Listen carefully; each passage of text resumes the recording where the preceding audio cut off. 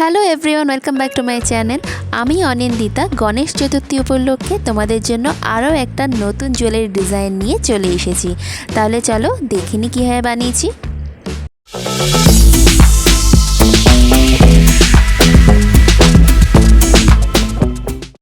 প্রথমেই আমি moulded clay, hardener base এবং রেজিন বেসকে একসাথে মিশিয়ে নেব, ভালো করে মিশিয়ে নেব।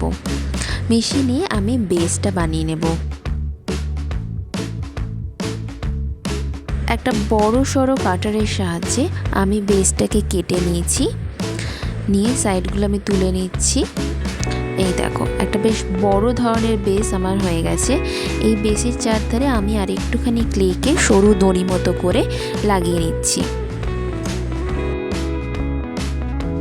এরপরে আমি ক্লের আরেকটু মোটা দড়ি করে সেটাকে কয়েকটা ভাগে ভাগ করে নিচ্ছি, যেগুলো দিয়ে আমি পদ্ম ফুলের পাপড়ি বানাবো।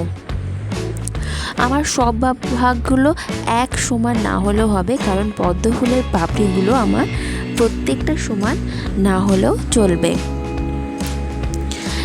এরপরে আমি পাপড়িগুলোতে একটু টেক্সচার দিয়ে নিচ্ছি। যে পাপড়িগুলো সবার প্রথমে থাকবে সেইগুলোকে আমি আমার বেসেতে লাগিয়ে নিচ্ছি। কোনো আঠা আমি ব্যবহার করব না, এখানে আমার বেসটাও ভিজে আছে আর ক্লের পাপড়িগুলোও ভিজে আছে, সেই কারণে আমাকে কোনো আটা ব্যবহার করতে প্রয়োজন পড়বে না। মেন পার্টেতে আমি গণেশটা বানানোর জন্য কিছুটা ক্লে নিয়ে সেটাকে সমান 3 ভাগ করে নিচ্ছি। Head portion, body portion and নিচের দিকে পায়ের জন্য যে ক্লেটা আমি নিয়েছি সেটাকে আমি 2 ভাগ করে নিচ্ছি, 2 পায়ের জন্য। আর হেড পোর্শন আর বডি পোর্শনটা আমি সমানভাবে রাখলাম। এরপরে আমি বেসেতে প্রথমে বডিটা লাগাবো, তারপরে পা। কারণ আমি যদি পাটা আগে লাগিয়ে নিই তাহলে কিন্তু তার উপর দিয়ে আমার বডি পোর্শনটা লাগাতে অসুবিধা হবে। সেই কারণে আমি আগে বডিটা লাগিয়ে নিয়েছি, তারপরে পা। তোমাদের কিন্তু এই জিনিসটা খেয়াল রাখতে হবে যে ক্লেতে কোন পোর্শনটা আগে হবে আর কোনটা পরে। কোনটা আগে লাগালে তোমাদের সুবিধা হবে, কোনটা পরে লাগালে। যেমন ধরো আমি কিছুটা পদ্ম ফুলের পাপড়ি লাগাইনি, যেগুলো আমার পায়ের উপর দিয়ে থাকবে, সেগুলো আমি পরে লাগাবো। আমি আগে পাটা বানিয়ে নিয়েছি।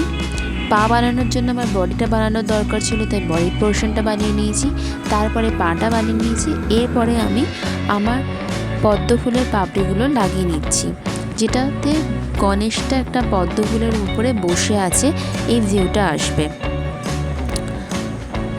তোমরা ভিডিওটা একটু ভালো করে খেয়াল করবে যে কোনটার পরে কোনটা লাগাচ্ছি, তাহলেই তোমরা খুব সহজভাবে এই লকেটটা বানাতে পারবে। আমি এবারে একটা একটা করে পোর্শন লাগিয়ে নিচ্ছি। তোমরা একটু ভালো করে দেখে নাও যে আমি কার পরে কোনটা লাগাচ্ছি। ভিডিও রিলেটেড যদি তোমাদের কোনো প্রশ্ন থাকে তাহলে কিন্তু তোমরা অবশ্যই করতে পারো, এবং আর কী ধরনের জুয়েলারি তোমরা দেখতে পছন্দ করবে সেইটাও কিন্তু আমাকে কমেন্টস করে জানাতে পারো।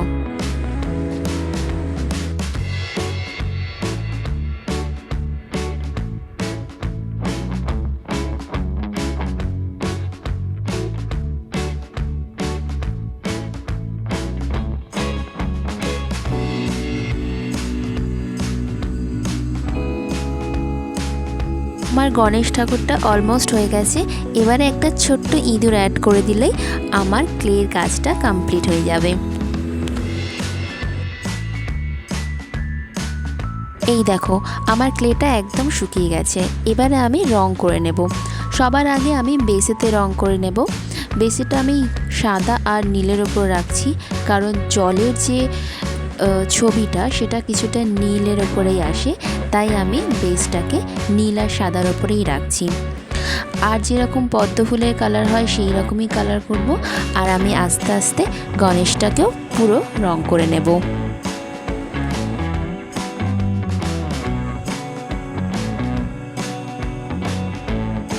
রঙটা ভালো মতো শুকিয়ে গেলে আমি কিন্তু এতে ভালো করে ভার্নিশ লাগিয়ে নেব, যাতে আমার রঙটা ভালো থাকে। এই দেখো এটা কত সুন্দর লাগছে। এরপরে আমি কিছু টার্সেল আর কিছু সুতোর বল দিয়ে এটাকে একদম রেডি করে নেব। তোমাদের ভিডিওটা কেমন লাগলো অবশ্যই কমেন্টস করে জানাবে, ভালো লাগলে লাইক করবে, চ্যানেলটাকে অবশ্যই সাবস্ক্রাইব করবে। তাহলে দেখা হচ্ছে পরের video. Take care and thank you.